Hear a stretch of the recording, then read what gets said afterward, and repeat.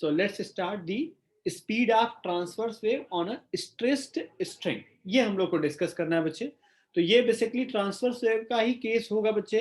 हमें पता है कि जो कोई स्ट्रेस्ड स्ट्रिंग होती है तो उसमें ट्रांसवर्स वेव ही होती है, चलती है, राइट? क्योंकि इसमें दो रीजन होता है. एक होता है कि बच्चे उसकी इलास्टिक प्रॉपर्टी होती है और इनर्शियल प्रॉपर्टी होती है, ठीक है? तो उसका डायरेक्ट रिलेशन है, डेरिवेशन के नाम पे नहीं है. डायरेक्ट डेरिवेशन अगर करना चाहते हैं तो we can do these derivation with the help of dimensional analysis. So this is basically speed of transverse wave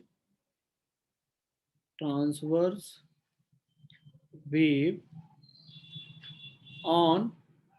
stressed string.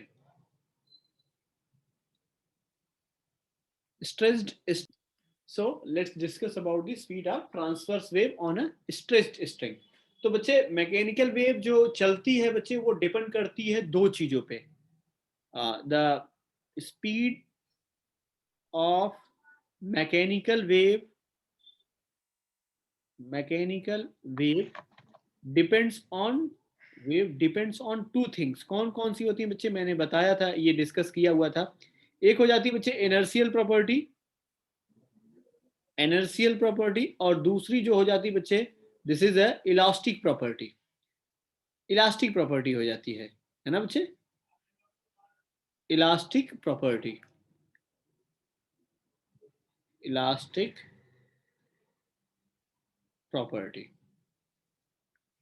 सो इसी चीज को देखेंगे कि अगर कोई स्ट्रेस स्ट्रिंग होता है, इलास्टिक प्रॉपर्टी ऑफ मीडियम में जैसे क्या हो गया बच्चे कि वो कितना ज्यादा इलास्टिक है, उसका मतलब कह सकते हैं कि टेंशन कितना वो बियर कर सकता है. और इनर्शियल प्रॉपर्टी में देखेंगे बच्चे उसकी मास डेंसिटी. तो हम अज्यूम कर लेते हैं बच्चे, let's say a string of mass m and length l. Yes, sir. Is stressed by external force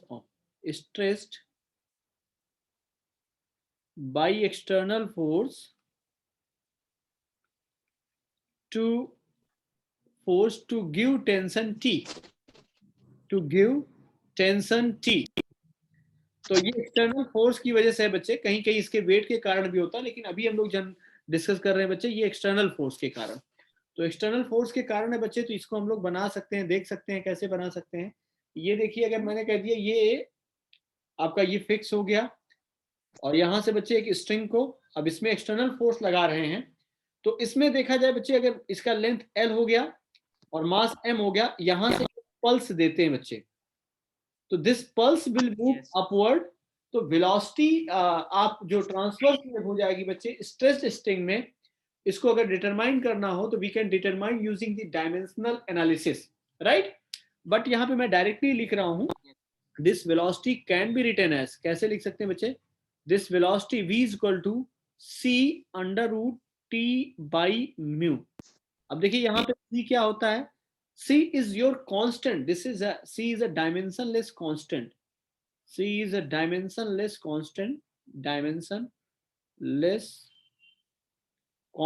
और इसकी जो वैल्यू होती है बच्चे दैट इज 1 इक्वल टू 1 हो जाती है. और T is a tension in the string. हो जाता है बच्चे. और म्यू क्या हो जाता है बच्चे? This is the mass per unit length हो जाता है. अगर इसको डायमेंशनली डिराइव करना चाहेंगे बच्चे तो you can derive it easily. It can B derived easily, right? तो जब भी अगर ये डेरिवेशन के लिए आता है तो आप डायमेंशनली डिराइव कर सकते हैं. And one more important concept बच्चे इसमें अगर बात करें तो ये केवल ट्रांसवर्स वेव स्ट्रेस स्ट्रिंग की बात करते हैं हम लोग, ठीक है? अब इसी तरह बच्चे नेक्स्ट टॉपिक जो हम लोग डिस्कस करने चल रहे हैं, speed of longitudinal wave.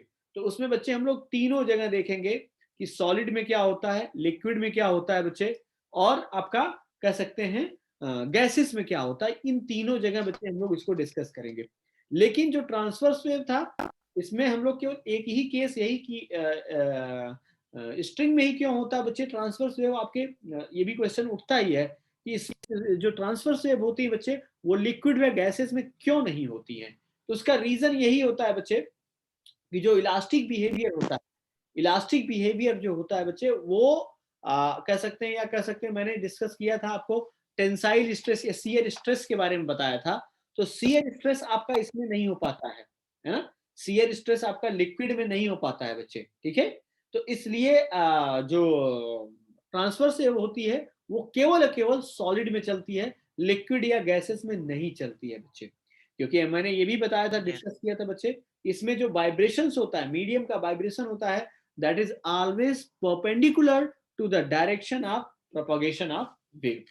So coming to the speed of longitudinal wave, that is a speed of sound, basically we are going to discuss speed of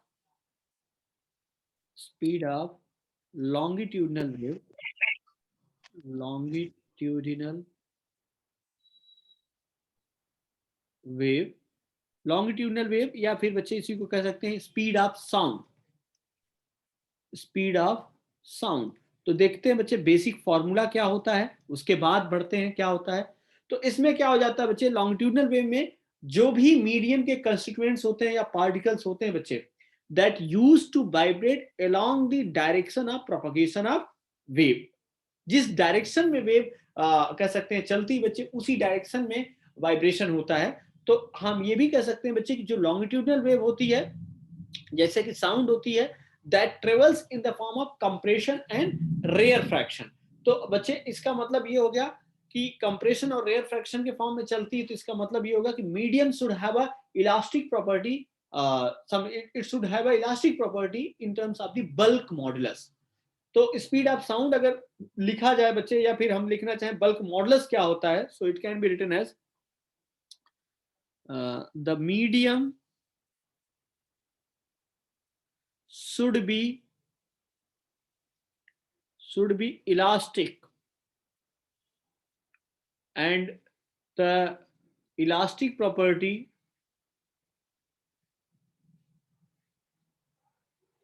bulk modulus, bulk modulus को हम क्या लिख सकते हैं बच्चे, let's see here, the bulk modulus can be written as minus of delta P upon delta V by V.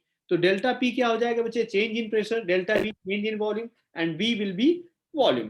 तो बच्चे अगर मान लीजिए इसमें सबसे इंपॉर्टेंट ये होता है कि ये तो हो गया बच्चे इलास्टिक प्रॉपर्टी, लेकिन इंपॉर्टेंट कॉन्सेप्ट क्या है बच्चे, मैंने बताया कि अगर किसी भी मीडियम में मैकेनिकल वेव को ट्रेवल करना है तो it should have a inertial property as well as a elastic property. Elastic property के लिए तो बल्क मॉडुलस हो जाएगा बच्चे, लेकिन इनर्शियल प्रॉपर्टी की बात करेंगे बच्चे तो that will be represented by the density, right. तो स्पीड ऑफ लॉन्गिट्यूडनल वेव अगर हम बात करें बच्चे, तो this can be written as speed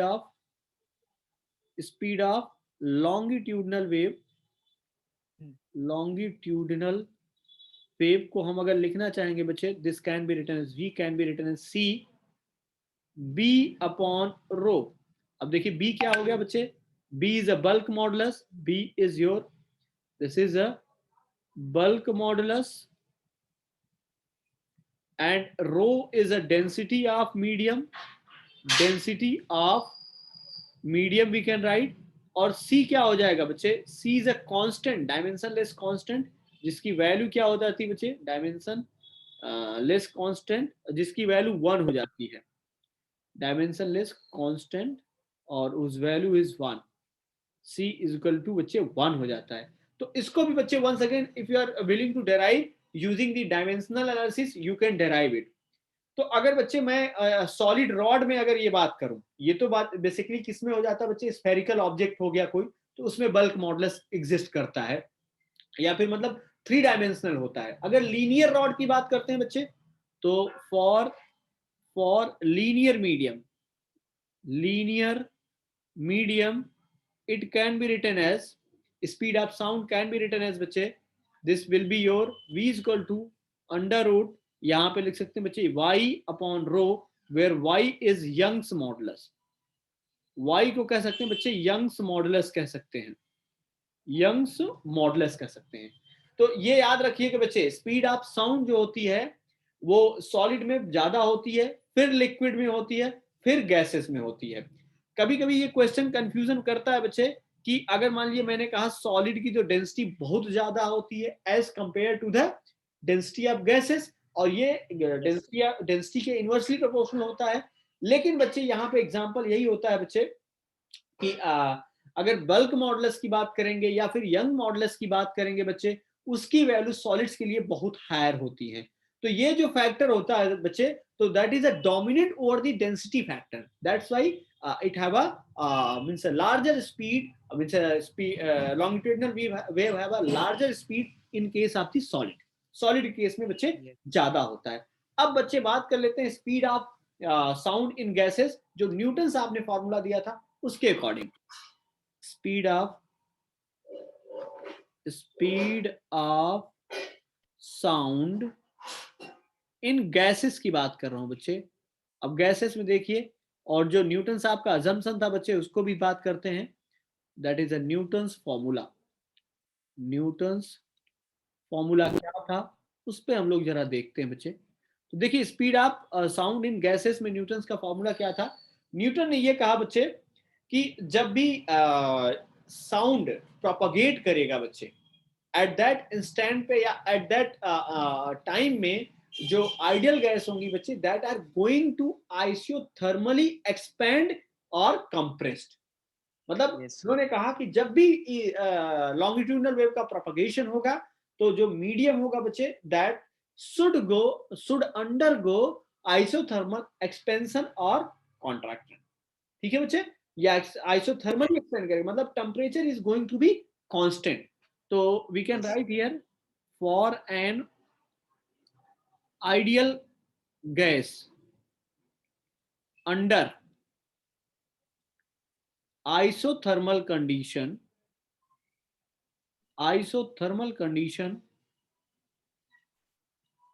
the longitudinal wave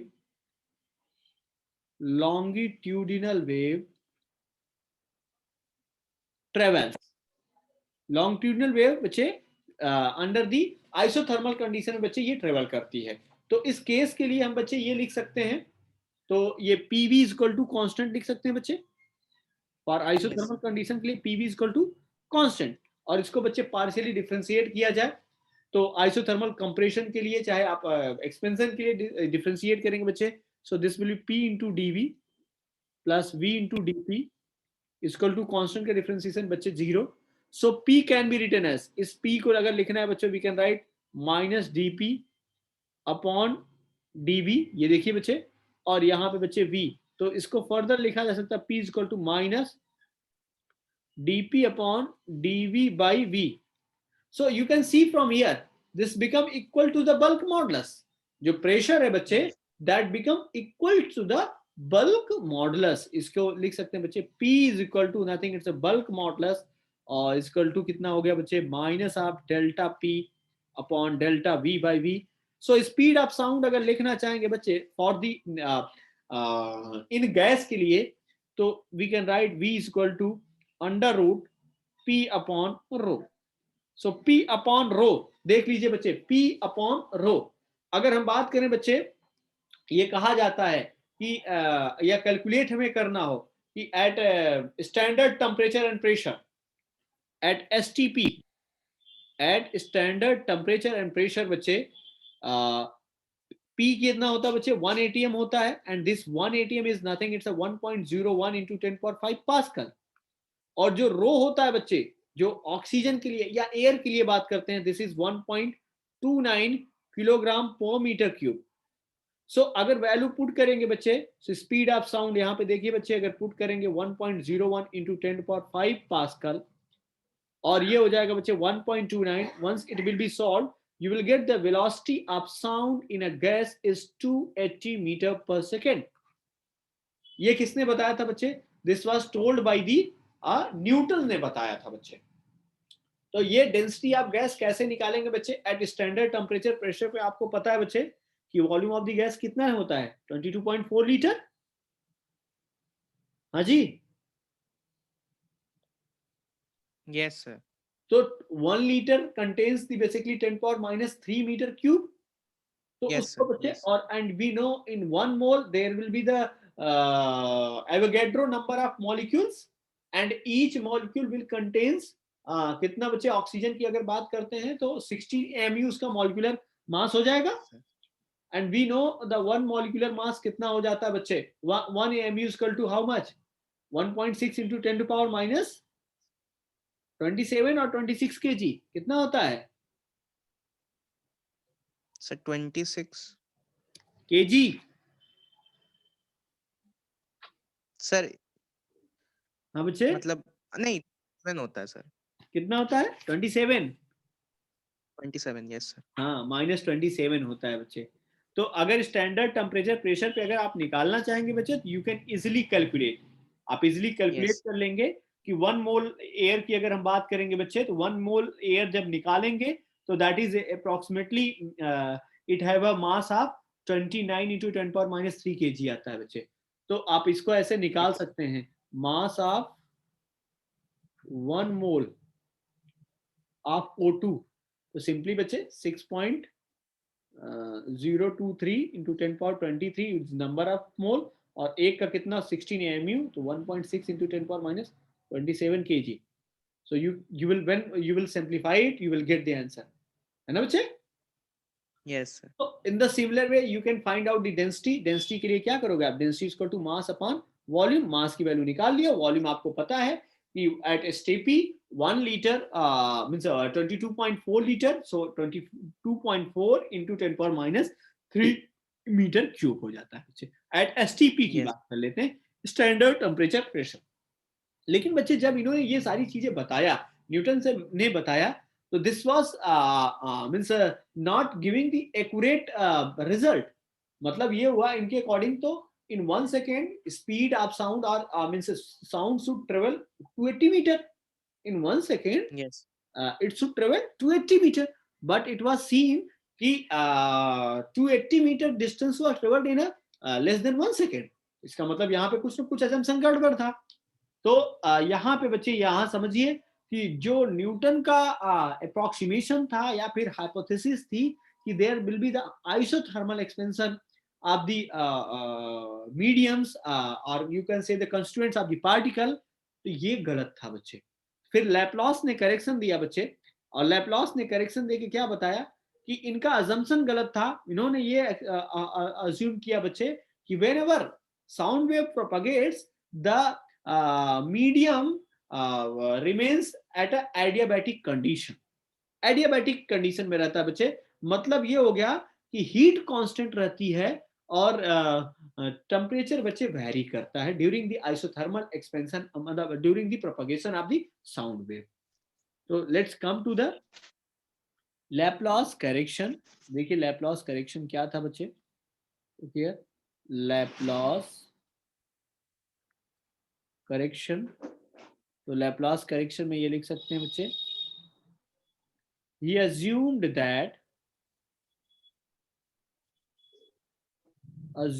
that whenever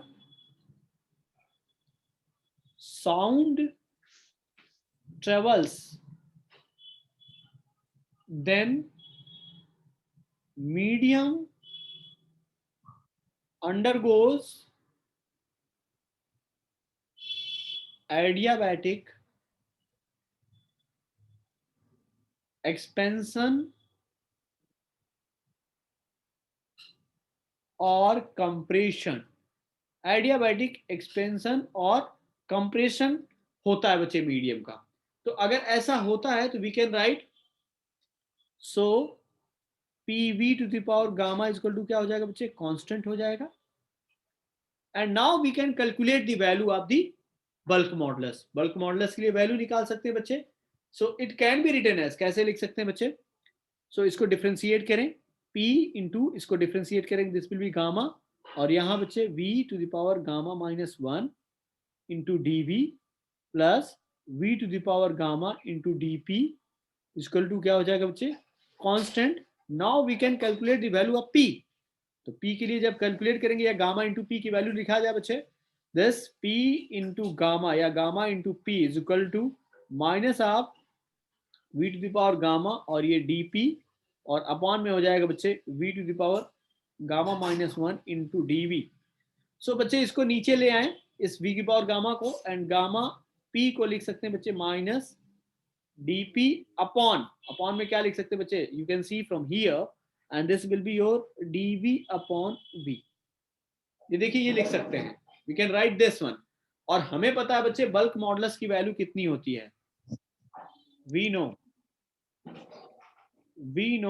b is equal to कितना हो जाएगा बच्चे, this is minus of p delta minus of dp upon dv upon v। तो इसका मतलब ये हो यस गया बच्चे कि बल्क मॉडुलस इनके अकॉर्डिंग जो हो गया दिस बिकम गामा टाइम्स। मतलब यहाँ पे बच्चे we can write here v is equal to, यहाँ पे रखेंगे अगर स्पीड ऑफ साउंड तो गामा p अपॉन रो हो जाएगा बच्चे।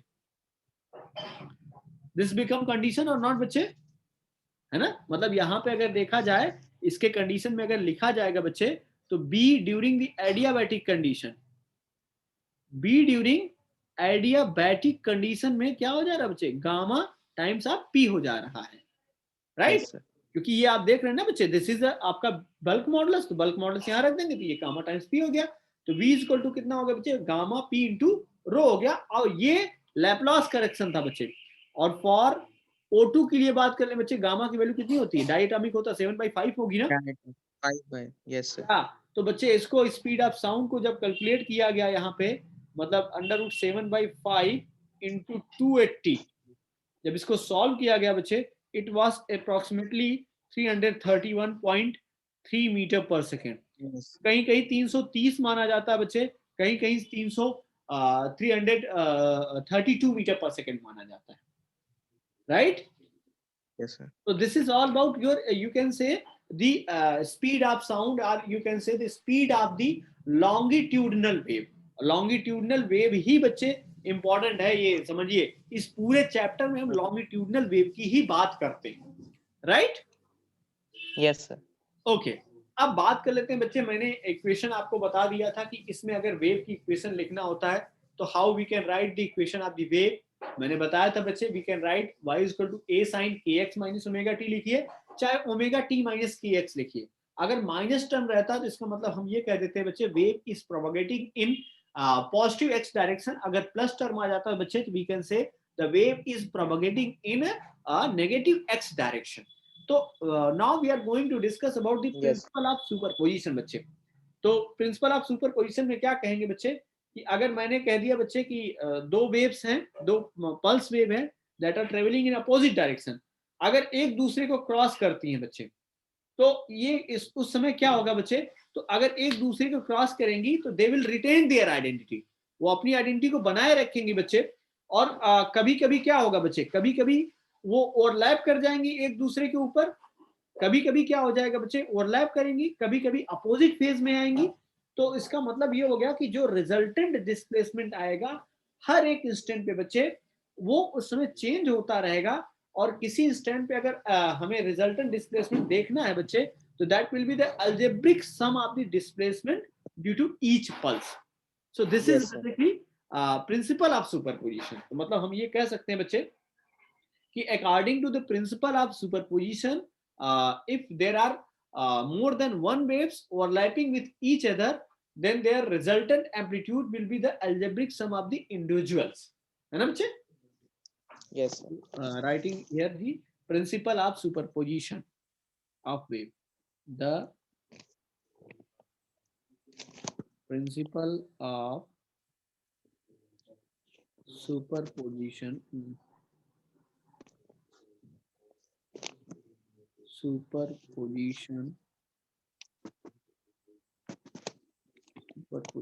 of waves।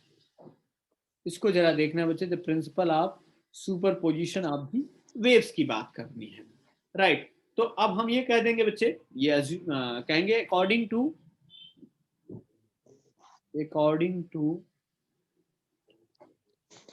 Principal of superposition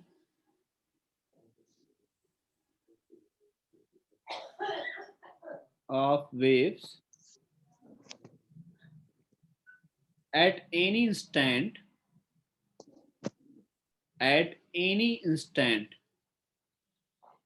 the resultant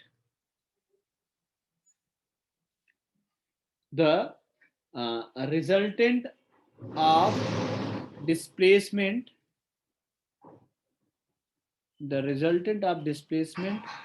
of more than one wave is algebraic sum of displacement of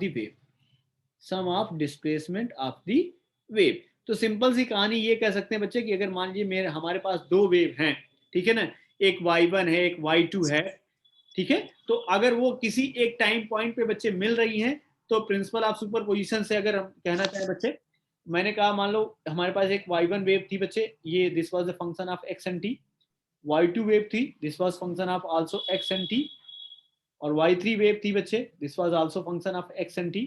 तो according to principle of superposition what we can write, y is a function of x and t will be the इनका algebraic sum बच्चे, y1 x, t plus y2 x, t plus y3 x, t. ये लिख सकते हैं बच्चे. In the similar way we can write for this. और इसको अगर लिखना चाहेंगे बच्चे तो this can be written as y is equal to function of yi और of x, t starting from y I is equal to 1 to n. This is basically the principle of superposition. अब इसी में एक example देखते हैं बच्चे. इसमें example ये देखते हैं कि मैंने कहा बच्चे कि मान लीजिए एक वेव है y is equal to a sin kx minus omega t that is moving in any direction, means positive x direction, और दूसरी वेव है बच्चे वहीं पे, वो भी उसी डायरेक्शन में मूव कर रही है, that having a some constant phase. Okay, तो यहाँ पे लिख सकते हैं बच्चे, let's say y1 is equal to a sin kx minus omega t is a wave traveling along positive x-axis, and another wave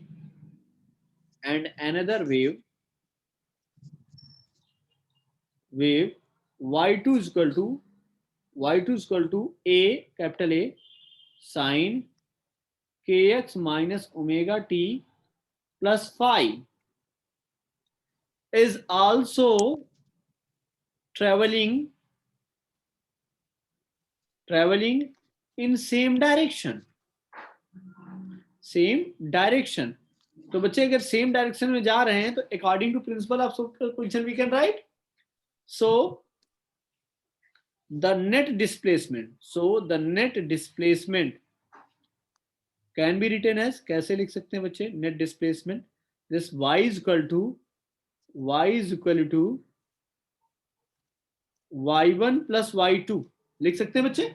So this can be written as, this y is equal to, this can be written as a sin kx minus omega t plus a sin kx minus omega t plus phi. बच्चे अब यहां देखिए sin a plus sin b का हमें बच्चे क्या लगाना है, फॉर्मूला लगाना है, ठीक है. sin a plus sin b क्या हो जाता है बच्चे, मैं यहाँ पे किनारे लिख देता हूं so that you can remember these things. जब भी जरूरत पड़े बच्चे तो आप फॉर्मूला लिखा करिए ताकि आपको याद रहे. sin a plus sin b is equal to 2 sin a plus b by 2 into cos a minus b by 2 so this is the case बच्चे. इसी फॉर्मूले का हम लोग यूज करने चल रहे हैं. तो लेट्स सी क्या हो जाता है बच्चे यहाँ पे. तो जब इसका यूज करेंगे बच्चे तो आप देख सकते हैं a कॉमन ले लें और 2 विल बी कॉमन हियर. जब बच्चे इसको ऐड करेंगे kx माइनस ओमेगा t को तो ये ट्वाइस हो जाएगा और यहाँ बचेगा क्या, sine, this will be your kx minus omega t plus 5/2 हो जाएगा बच्चे. और cos Yes, के sir. साथ देखेंगे बच्चे तो ये सारी चीजें कट जाएंगी, बचेगा केवल phi. So this can be written as cos phi by 2. तो ये देखिए बच्चे, ये हमारी इक्वेशन बन गई, ये हमारी इक्वेशन बन गई. This is resultant equation. अब इसको नेक्स्ट पेज पे देखिए, लिखते हैं क्या हो जाएगी हमारी मेन इक्वेशन. क्या बन गई? जो रिजल्टेंट डिस्प्लेसमेंट इक्वेशन बन गई, क्या बन गई बच्चे? y is equal to 2a cos phi by 2 sin kx minus omega t plus phi by 2. So this is a important equation बच्चे. ये नेट रिजल्टेंट इक्वेशन बन गई. कब की बनी बच्चे? जब ये वेव सुपर इम्पोज कर रही थी, एक ही डायरेक्शन में जा रही थी. तो इसके लिए कह सकते हैं बच्चे, इनिशियल Yes. फेज कितना आ गया? Initial phase you can see from here, initial phase is 5/2.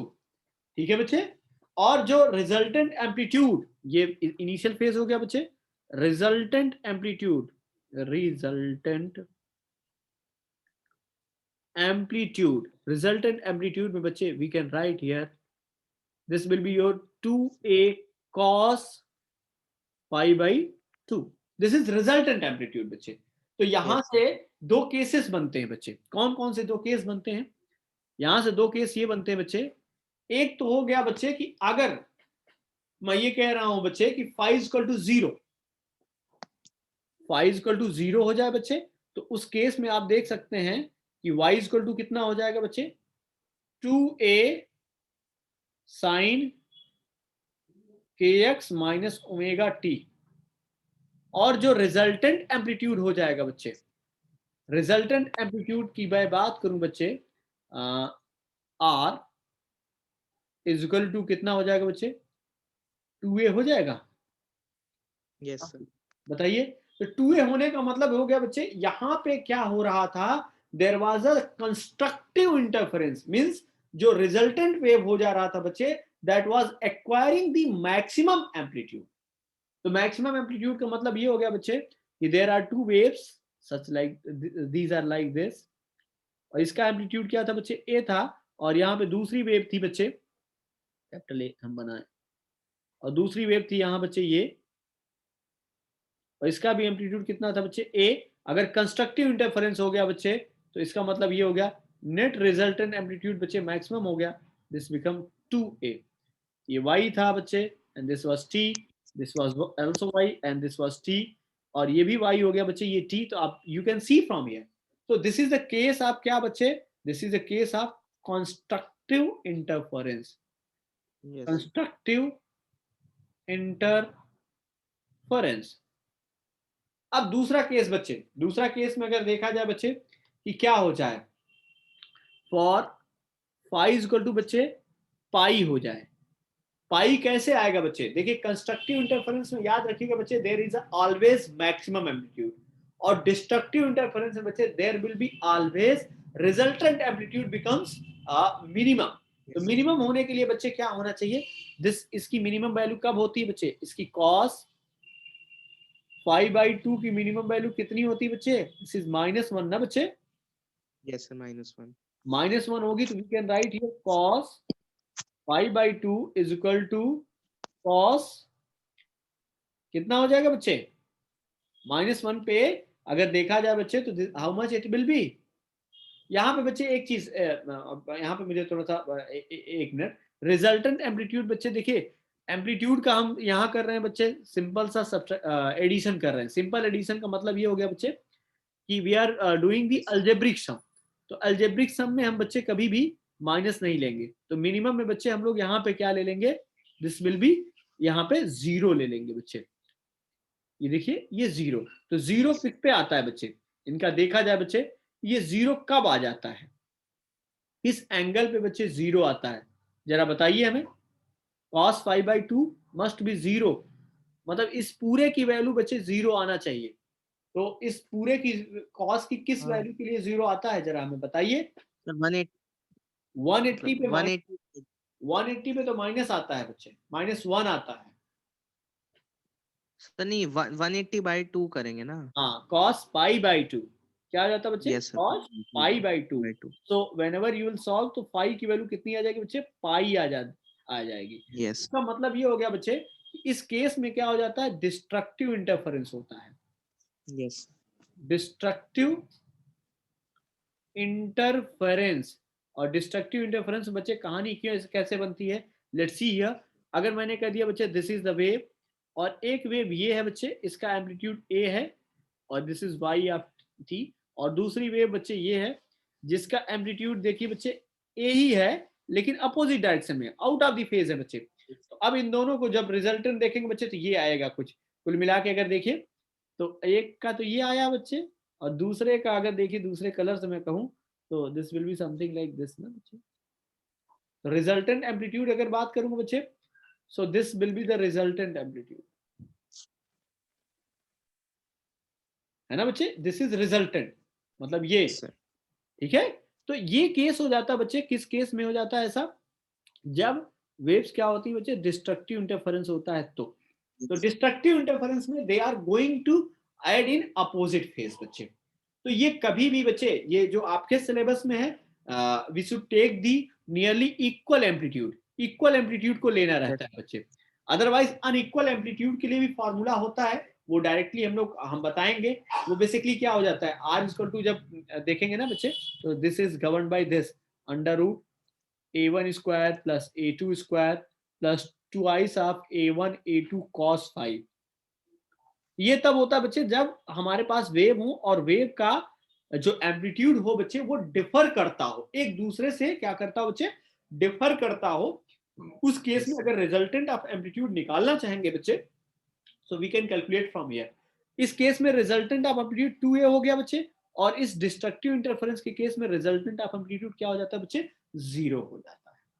Is it clear or not? Yes, sir.